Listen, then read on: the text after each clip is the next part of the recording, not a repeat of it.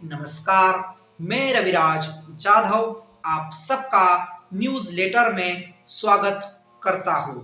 तो पहला मुद्दा महाराष्ट्र की राजनीति का है, जात की सियासत। अब जाति की बात की जाए तो महाराष्ट्र में सबसे ज़्यादा डोमिनेंस करने वाली दो कम्युनिटीज़ है।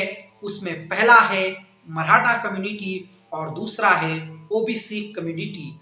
लगभग 14 महीना पहले मराठा समाज की ओर से मनोज जरांगे पाटिल नाम के नेता इमर्ज हुए और उनके इमरजेंस का ही ये इफेक्ट था कि लोकसभा चुनाव में भारतीय जनता पार्टी को लगभग कई सीटों पर हार मिली और जो उनके साथी थे एकनाथ शिंदे और अजित पवार, वो भी मनोज जरांगे पाटिल जी का जो फैक्टर था उसकी वजह से बैकफुट पे आ चुके हैं। अब विधानसभा चुनाव में इसका क्या इफेक्ट होगा, इस पर जब हम चर्चा करें तो जो नॉन रिजर्व अर्थात आरक्षण से वंचित मराठा है वो महाराष्ट्र के कौन से रीजन में पाए जाते हैं उसे देखना पहला जरूरी है।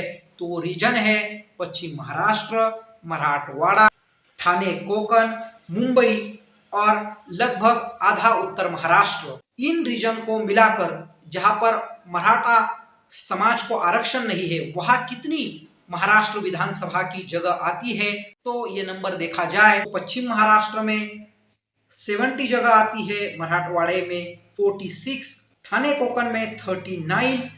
अब जब हम इन टोटल जगहों को मिला दे तो 191 ऐसी सीटें हैं जहां पर मराठा समाज को रिजर्वेशन नहीं है।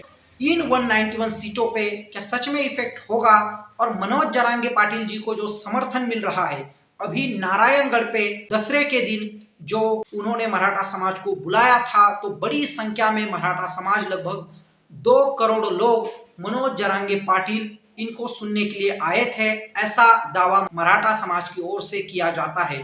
2 करोड़ बहुत बड़ी संख्या होती है और मनोज जरांगे पाटिल जी को हम जब देखते हैं और नारायणगढ़ पर जो उनका भाषण हुआ उसमें हमने ये देखा कि देवेंद्र फडणवीस जो कि भारतीय जनता पार्टी के नंबर 1 नेता महाराष्ट्र में माने जाते हैं, काफी एग्रेसिव तौर तरीके से टारगेट करने का काम मनोज जरांगे पाटिल जी ने किया था।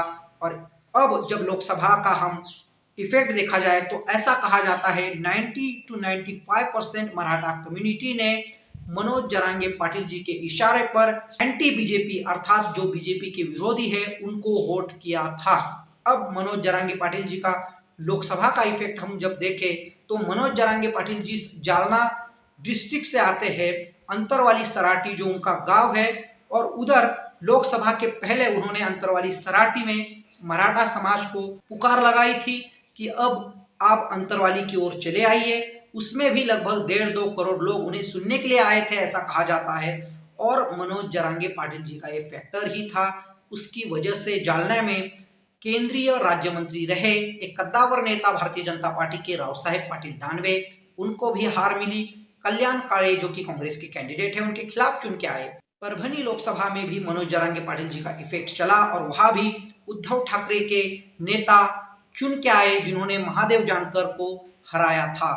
और बीड डिस्ट्रिक्ट में जहां पर पंकजाताई मुंडे जो कि ओबीसी कम्युनिटी का प्रतिनिधित्व करती है, गोपीनाथ राव मुंडे इनकी वो वरिष्ठ कन्या है, उनका भी हारना मनोज जरांगे पाटिल जी की वजह से ही हुआ था। और बजरंग अप्पा सोनवणे जो कि शरद पवार गुट के नेता है वो उनके खिलाफ चुन के आए थे।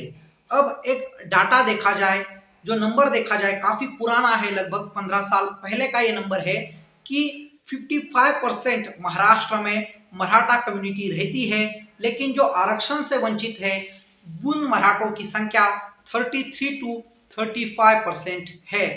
आरक्षण से वंचित मराठा है वो सचमुच क्या देवेंद्र फडणवीस जी के खिलाफ जाकर, भाजपा के खिलाफ जाकर वोट करेगा, ये पहला प्रश्न उपस्थित होता है।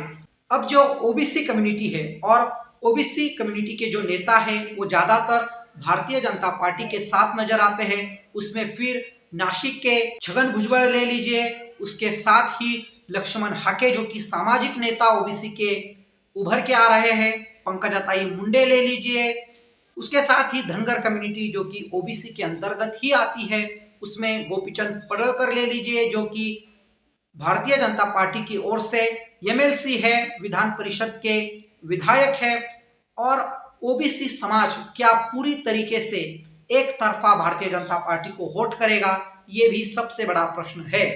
लेकिन ओबीसी वर्सेस मराठा, इस पर देखा जाए तो पिछले लोकसभा चुनाव में भारतीय जनता पार्टी को हराने का काम मनोज जरांगे पाटिल जी ने किया था लोकसभा चुनाव के भीतर। अब दूसरी जो छोटी छोटी जातियां हैं उनमें भी संघर्ष छेड़ चुका है।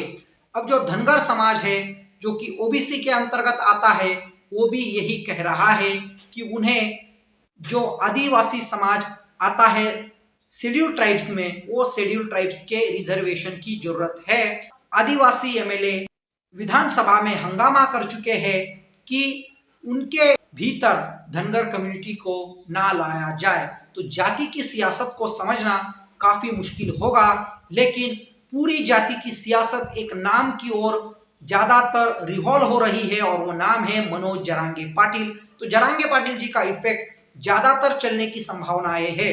अब अगला मुद्दा ये भी आता है, क्या जरांगे पाटिल अपनी ओर से कैंडिडेट देंगे? यदि मनोज जरांगे पाटिल जी ने कैंडिडेट दिया तो ऐसा कहा जा रहा है, पॉलिटिकल एनालाइजर जो लोग हैं, जो एनालिसिस करते हैं, वो ऐसा कहते हैं कि महाविकास आघाड़ी इसमें डिसएडवांटेज उन्हें ही होगा, क्योंकि जरांगे पाटिल जी के जो कैंडिडेट है वो उद्धव ठाकरे, शरद पवार और कांग्रेस का ही वोट लेंगे और इसकी वजह से भारतीय जनता पार्टी को फायदा हो सकता है। 2 दिन पहले जो मनोज जरांगे पाटिल जी ने प्रेस कॉन्फ्रेंस की थी उसमें उन्होंने ये कहा था कि आता यांची जिरवायची, हिंदी में इसका मतलब होता है कि अब भारतीय जनता पार्टी को सबक सिखाना है।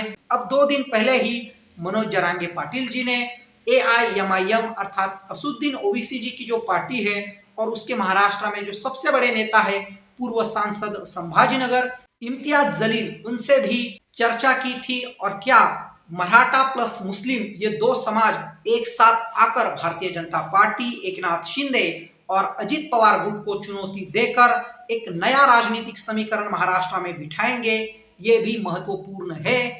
तो मैं रविराज जाधव आप सबकी अनुमति लेता हूं, न्यूज लेटर इस नए नईले यूट्यूब चैनल को सब्सक्राइब कीजिएगा और अगला वीडियो देखना मत भूलिएगा। धन्यवाद।